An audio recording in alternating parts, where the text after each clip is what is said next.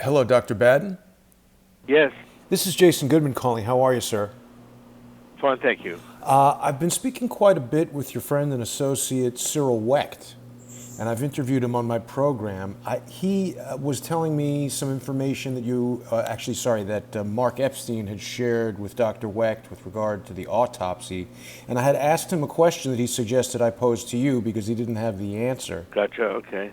So I had just asked Dr. Wecht. I know I saw your reports where you were convinced that it was a homicide rather than a suicide, and I was curious if any testing had been done to the body with regard to DNA verification that it was in fact Jeffrey Epstein being autopsied.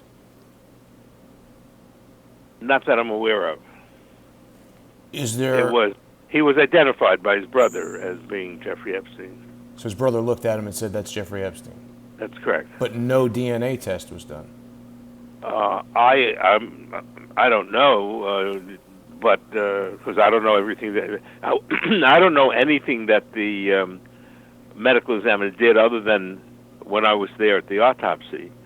I doubt that there were any DNA tests done. I don't know of any. I mean, usually, if there's a direct identification of a decedent, DNA isn't done. Mm-hmm.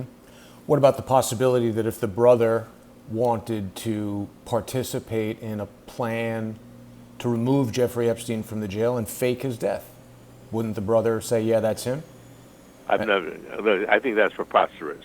Okay. That was him. He looked like him. The brother identified him, but that's all I can say. As far as I know, the only way it was identified was by direct visualization.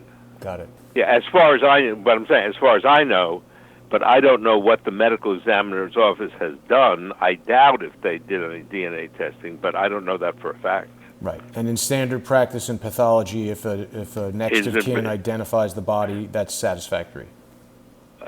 That's correct. Well, not pathology, but in coroner and medical examiner practice, when people die and go to the medical examiner or coroner's office, it's standard practice that direct visualization is by far the most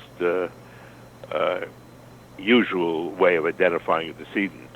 Got it. Occasionally, if questions come up, dental identification can be made, DNA identification can be made, but the standard practice is direct visual identification by somebody who knows him.